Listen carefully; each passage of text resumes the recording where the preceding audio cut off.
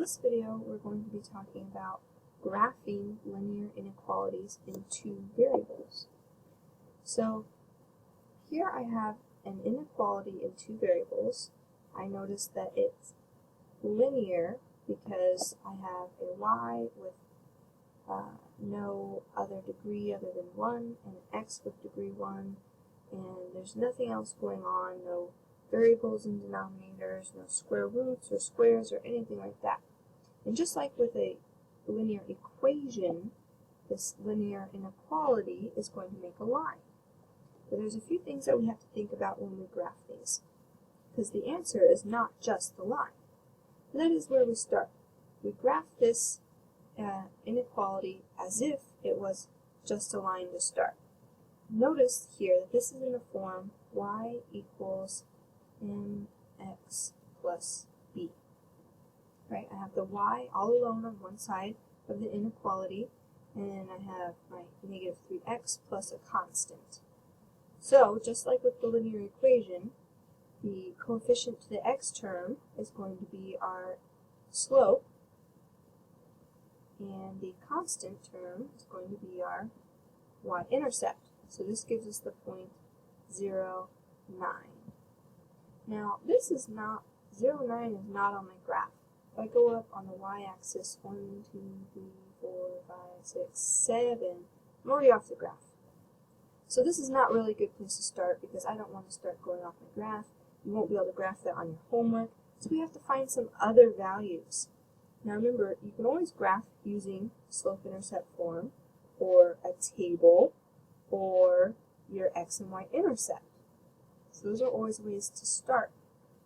So in this case, because my 9 is off my graph, I'm just going to pick a value. I'm going to pick something smaller. So in this case, let's start with just 1. So I know if I plug in 0, I'll get out 9. But let's plug in 1 to see if I get something smaller. If I plug in 1 for x, now notice I'm kind of ignoring the inequality for a moment because I just want to find my ordered pairs. And I know it's going to make a line, so I'm going to treat it as an equation for now to make it easier on myself, and then come back to how does that inequality affect my solution set. So I have negative 3 times 1 is negative 3, plus 9 gives me a positive 6. Now that's on my graph, so over 1, up 1, 2, 3, 4, 5, 6. There's a value. And then from there, I could pick more values. Oops, that's 3. Or, once I have one nice point on my graph, I can use my slope. Remember, slope is rise over run. This is negative 3 over 1. So I'm kind of using all the techniques that I know about graphing to make it easier on myself. So instead of solving again, I'm just going to use my slope. From this point, I have a rise of negative 3, 1, 2, 3, positive 1. So there's another point, which if I had plugged in 2, I would get 2 times negative 3, which would be negative 6, plus 9 would give me positive 3. So over 2, up 3. There's another value. And I could keep using my slope to find more points. So down 1, 2, 3, over 1. There's another value. And so on and so forth. So your first step is to form the line. The second step is to consider whether or not the line is going to be solid or dashed. So a solid line means you're including the line as part of your solution. And that means it needs to be less than or equal to or greater than or equal to inequality. Because that means the equal to part means you're including the line as part of your solution set. If I don't have that, I'm going to use a dashed line, meaning the inequality was strictly a less than or a greater than. So in this case, I have a less than, there's no equal to bar. The actual line that I put down on my paper is going to be dashed. I'm not including the line in my solution set. Okay, so we have to form the line using our graphing techniques for linear equations. We decide whether or not it's solid or dashed, and then we have to decide where to shade.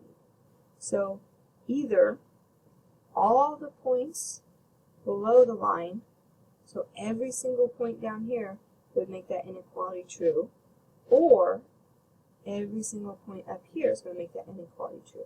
Because it's a set of all the y values that are less than this line.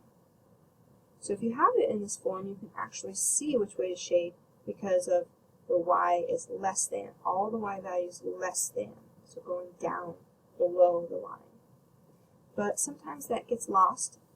Like if it's in this form and you need to solve for y, sometimes we forget that when we divide by a negative, we have to flip the direction and things like that. Or we want to try to read it from here. It looks like a greater than, but it's not.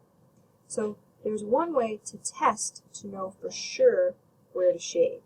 And this is what I would recommend doing, because it's very easy to make a mistake the other way. We're going to test a point on this graph, any point, and in particular, the easiest point, which would be 0, 0. So I've picked this point on the graph, anything that's not on the line, so any other point on the graph, and then I'm going to test whether or not that point is true or not, whether or not it makes this, it's a solution to this inequality or not a solution to this inequality. So replacing y with 0, replacing x with 0, I now have 0 less than 0 times anything is 0 plus 9. So is 0 less than 9? That's true. So 0, 0 is a solution to this inequality. So this point here was a solution. And that means that every single point down here will be true, because all of these are also less than the line. So everything on this side of the line is part of my solution set. So that's what I meant by your solution set is not just a line, it's going to be a whole set of values that make the inequality true. Alright, so true, if you get true, that means shade. That's the side that you shade. So the point 0, 0 was here. I had a true inequality. This is the side that I shade. If I got something false, so if this was the point I chose, and I got false, that means nothing on this side is a solution. And everything on the other side would be a solution.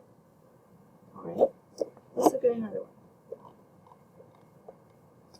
Ooh, I have this example here with fractions. Sometimes we don't like fractions, but that's okay. This is not as bad as it seems. Remember, we're trying to find a line that will have the same form as the equation x over 5 plus y over 2 equals 1. Alright, so we're going to come back to this inequality about where to shade and whether or not the line is solid or dashed. But to start, we're going to graph this line, this linear equation. So, as I'm looking at this, I'm thinking a couple different things. One, we could clear the fractions by multiplying by the least common denominator, in which case the least common multiple of 5 and 2 would be 10. So we could multiply everything by 10, and then we wouldn't have any fractions. Or, in this case, when I see something like this, I'm thinking I'm going to use my intercept method to graph. Right? Intercepts are where it crosses the x and y intercept. So if I start by choosing 0 for x, that means it's going to be on the y-axis. If I replace x with 0, this equals 0 divided by anything is 0.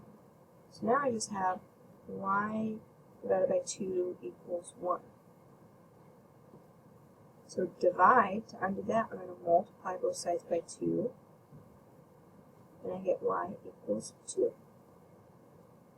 I could do the same thing with the replacing y with 0, and that would give me the x-intercept.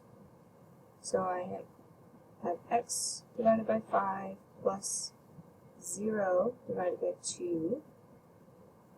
0 divided by anything is 0, or any non-zero number. And then I can multiply both sides by 5 undo that division and end up with x equals 5. And if we see kind of a pattern here, what's going to happen is if I let 1 be 0, I end up multiplying by the denominator. And since this is 1 on the right-hand side, I'm just 1 times anything is going to be itself, so the y-intercept ends up being 2. Or if I let y equal 0, over here is what I'd have left. I'd multiply both sides by 5, but 1 times anything is itself, so the x-intercept ends up being 5. So when it's in this form with x over a number and y over a number, and it equals 1, or in this case greater than or equal to 1, a actually ends up being our x-intercept, that value, right? So x was 5. And b ends up being our y-intercept. Now you don't have to memorize this as long as you can work with either clearing the fractions out by multiplying everything by 10 and then graphing the resulting equation, or using your x and y intercepts and solving for the other half of your coordinate. There's lots of ways to graph, okay? After you've gotten the fractions cleared out, you could also put it in the slope-intercept form, right? Everything that we've learned still works. You just have to choose the method that makes the most sense to you as far as graphing goes. Alright, so we've got these two coordinates. I can go ahead and plot them. So on the y-axis, I'm going up 2. On the x-axis, I'm going over 5. 1, 2, 3, 4, 5. And then before I draw the line, I have to look at this. I have to decide whether it's a solid or a dashed line. Now, since it's greater than or equal to, it's going to be a solid line. So that is one of the number one things that students forget, is to look to whether or not it is a dashed or solid line. We just get in the habit of drawing a straight line and forget that it could be dashed. And for me, when you graph these, please fill your graph all the way, because you're going to have to shade. And so I don't want a little wimpy line. I want you to fully cover that graph so the shading is also clear.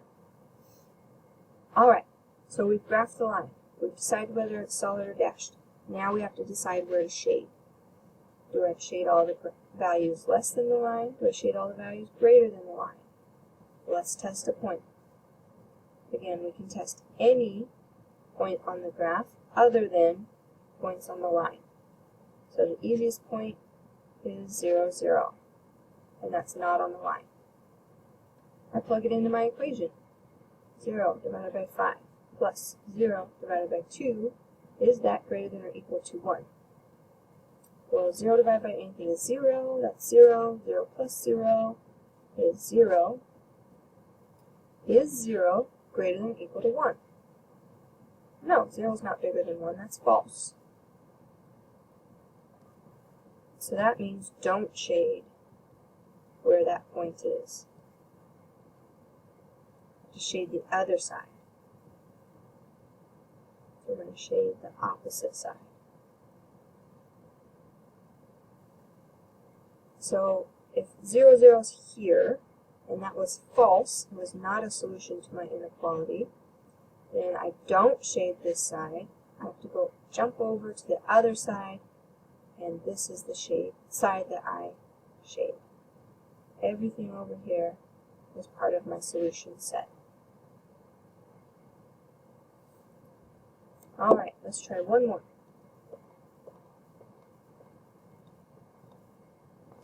This inequality says y is less than or equal to 4. Now, when we look at this, there's something that I notice right away.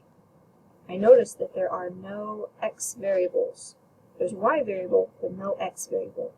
And that tells me it's either going to be a vertical or horizontal line. We've talked about this in previous videos. So when you graph it, like it's y equals 4.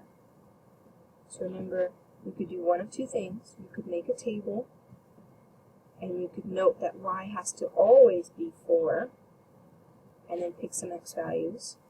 Or we can go up 4 on the y-axis, because it's y equals, I'm going to go up 1, 2, 3, 4, and draw my line cutting through the y-axis.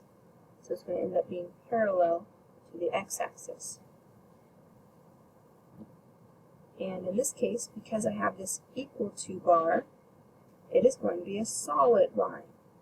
Again, you always have to stop and think about it. This had the equal to bar, it's solid. No equal to bar, dashed line.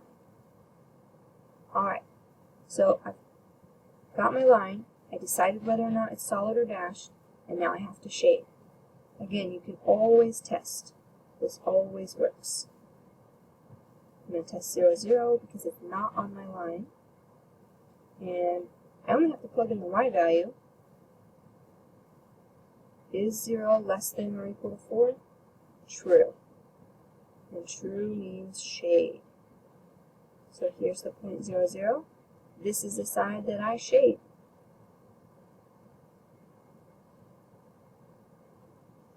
And again, there is another way to look at this. This says I want all the y values less than or equal to 4. So because the y is alone, that means I can also just use that as the less than. Less than means shade down.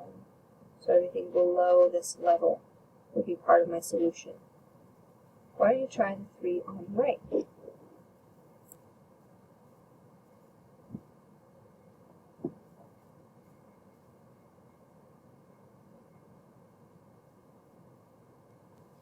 Alright, we have this inequality in 2 variables here that we're trying to graph.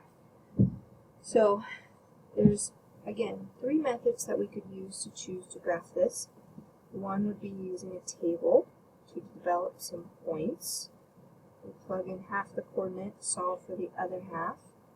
We could use the x and y intercepts, or we could get it in the form y equals mx plus b, and then graph using the slope and the y-intercept.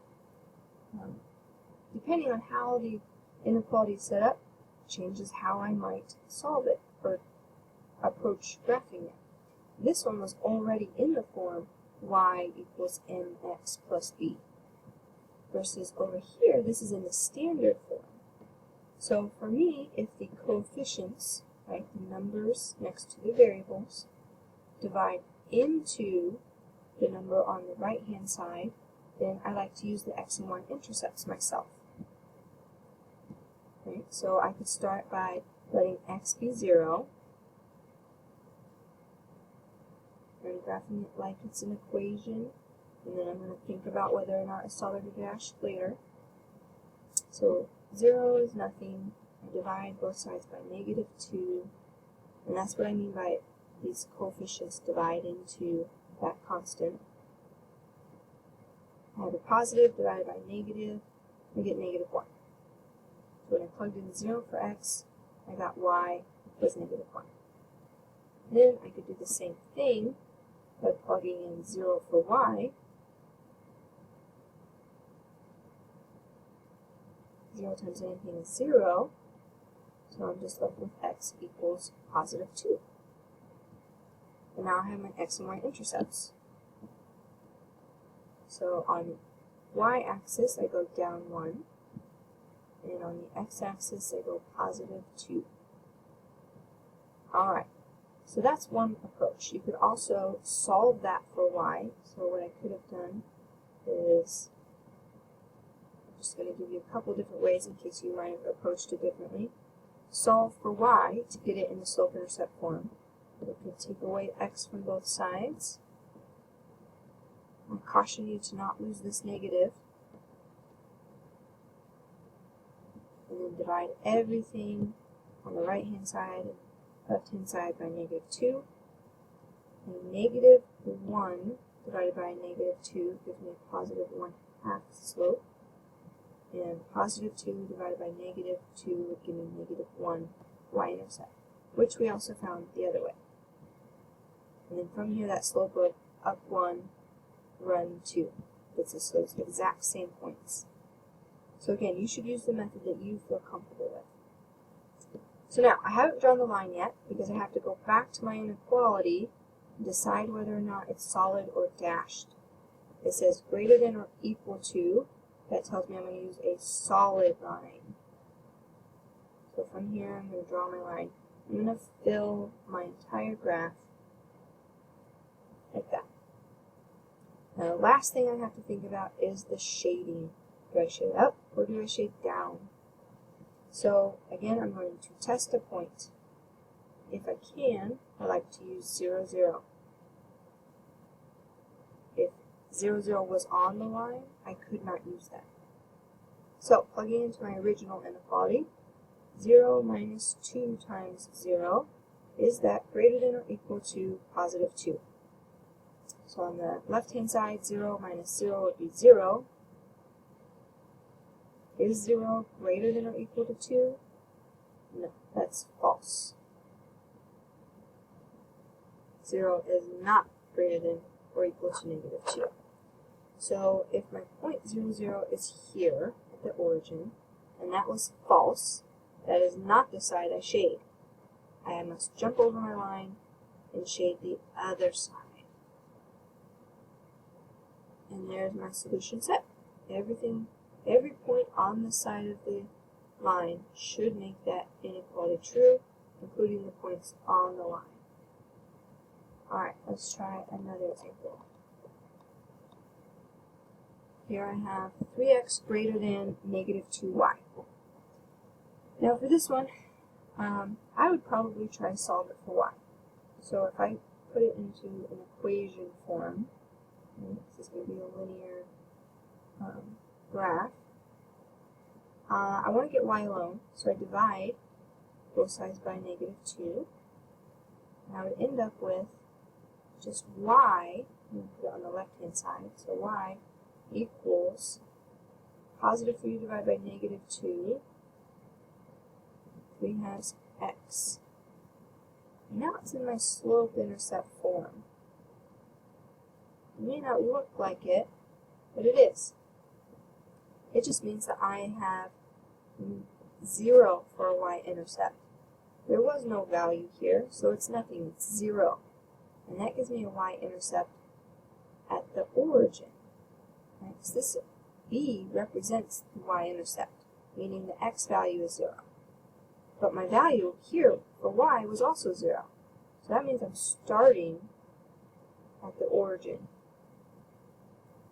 And then from there I have a slope of negative 3/2. So from here I rise in the negative direction 3.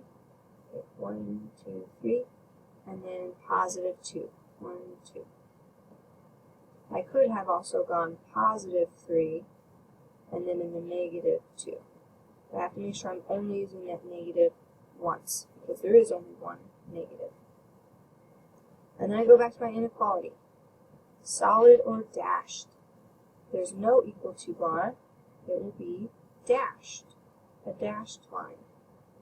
So I go to my graph and I'm drawing a dashed line. Then the last thing, I have to look for the shading. I'm going to test. I cannot use 0, 0. It is on the line. So that won't work. I have to pick any other point. So I'm not going to be too crazy with it. I'm just going to pick 1, 1. Because that is clearly not on the line. Plug it into my original inequality. Replacing x and y with 1. So 3 times 1 is 3. Negative 2 times 1 is negative 2. Is 3 greater than negative 2? That is true. Positive numbers are always bigger than negative numbers. So here is my point 1, 1. That was true. This is the side that I shade.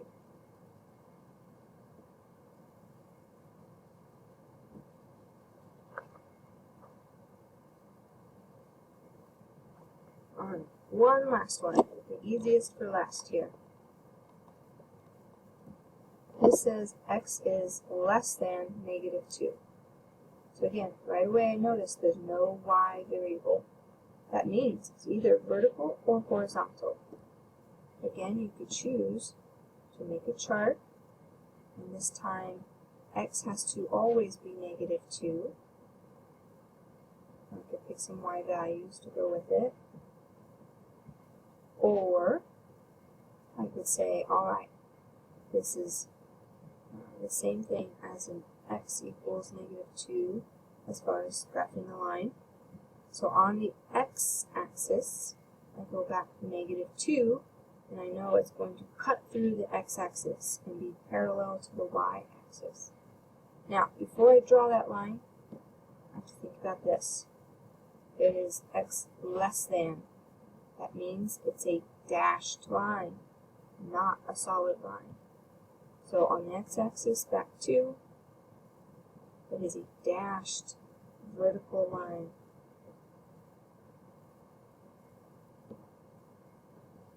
And the last thing I have to look for is the shading. So again, 0, 0 is not on that line, so I can use it. If I plug in 0 for x, is 0 less than -2? That's false. 0 is not less than -2. So here's 0, 0. This side was false. I do not shade that side. I shade the other side. And my solution is on the left-hand side, which also makes sense. X is less than -2. So all the x values less than -2. So I would be shading left. Alright, and so that's how we graph linear inequalities in two variables.